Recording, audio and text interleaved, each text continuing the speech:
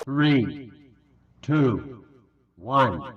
Banyak sekali orang mencari ridha Allah tapi dirinya tidak radhi, tidak ridha.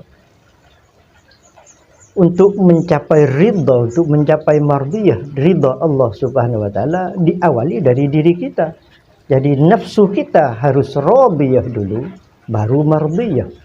Jangan dibalik, jangan mardiyah radiyah. Jadi kita ridha pada Allah, ridha pada agama Allah, ridha pada Rasulullah, baru akan menjadi diri yang mardiyah.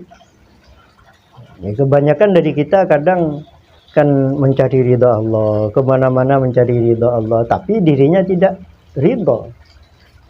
Ridha dalam arti menerima semua yang diberikan oleh Allah, itu ridha. Dari ini semua, maka ketika kita menghubungkan dengan insan, dalam diri kita ada insan yang dicipta awal oleh Allah Subhanahu wa taala, maka ketika berkolaborasi dengan diri, dengan nafsu, maka insan ini harus menghadapinya dengan cara yang baik, harus menghadapi nafsu dengan cara yang bagaimana cara menghadapi nafsu yang kadang amarah, kadang lawamah, kadang mutmainnah, kadang kembali lagi ke amarah. Nah, insan ini seterusnya selama kita hidup di dunia harus berhadapan dengan nafsu yang seperti itu. Artinya insan ini harus pandai-pandai, harus bisa mengatasi, harus bisa merencanakan, harus bisa bekerja sama dengan pikiran, dengan otak, bagaimana cara memanage diri kita, memanage nafsu kita agar menjadi nafsu yang minimal, yaitu nafsu yang lawamah, meningkat ke mutmainnah, kembali ke lawamah, meningkat lagi ke mutmainnah. Artinya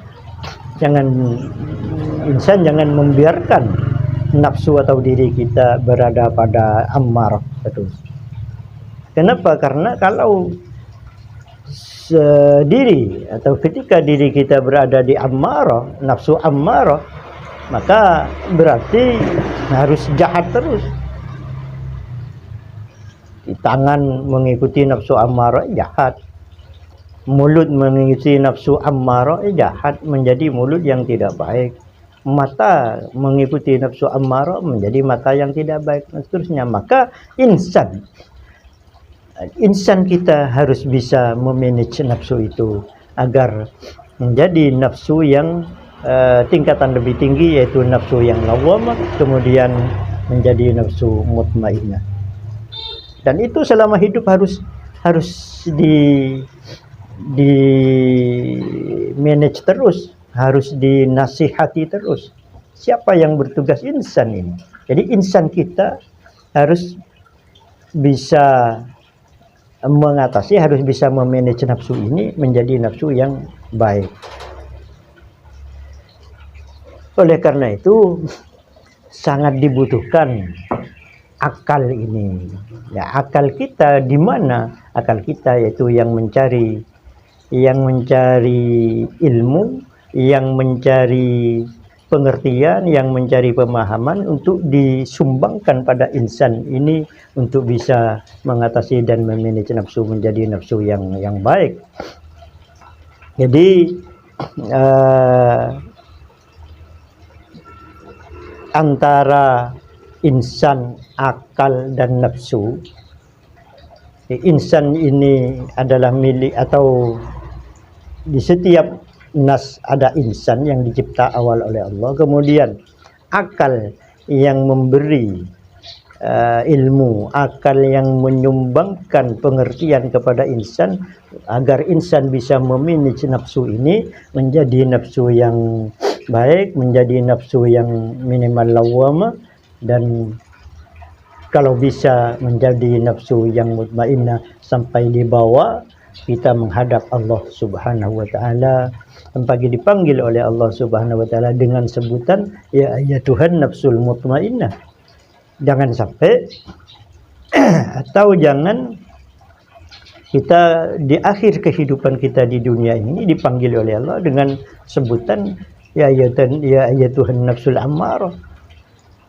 Maka ketika orang hidup atau ketika nas hidup di dunia ini yang ditumpangi oleh insan, insannya tidak bisa memanage nafsunya, tetap menjadi nafsu ammarah, maka betapa meruginya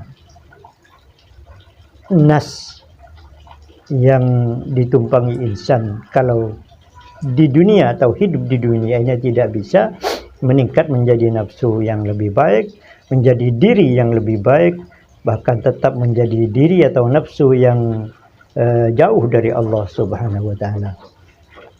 Oleh karena itu Allah Subhanahu wa taala dalam surah lain berfirman dan menjadikan nafsu ini sebagai sumpah.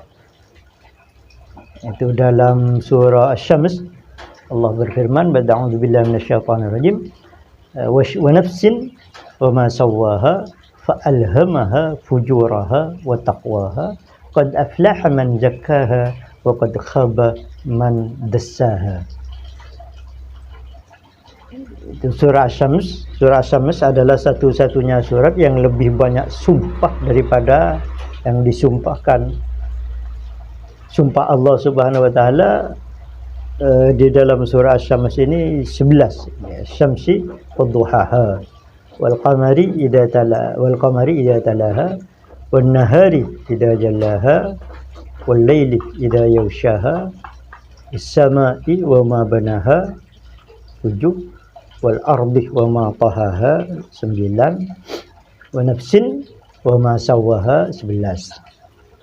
11 kali bersumpah Allah Subhanahu wa taala dalam surah Asy-Syams.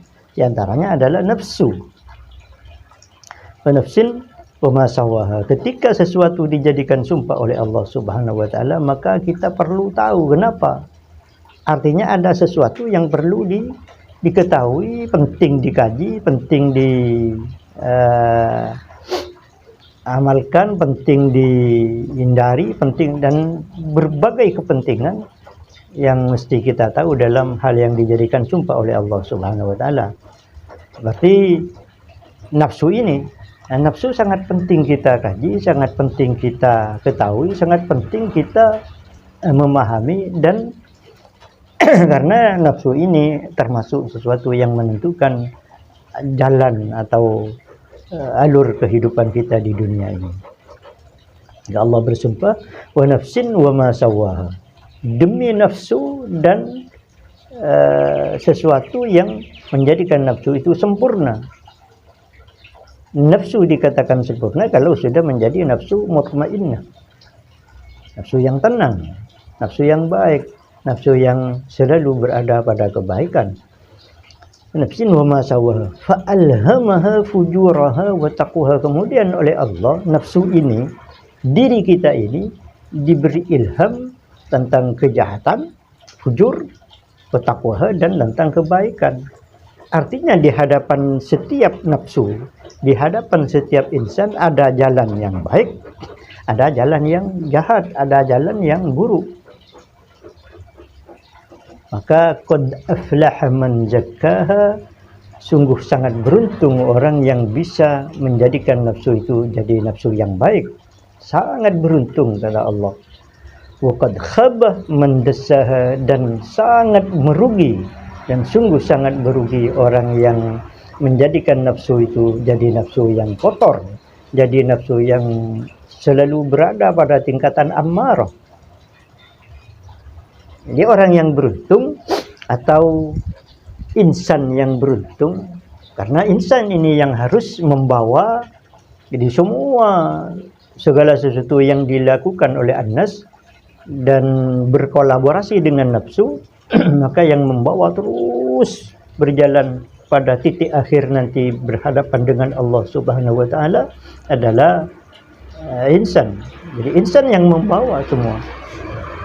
Ya, betapa sangat merugi waqad khaba man dassaha, betapa sangat merugi, sungguh sangat merugi orang yang menjadikan nafsunya nafsu yang kotor, nafsu yang selalu pada tingkatan amarah.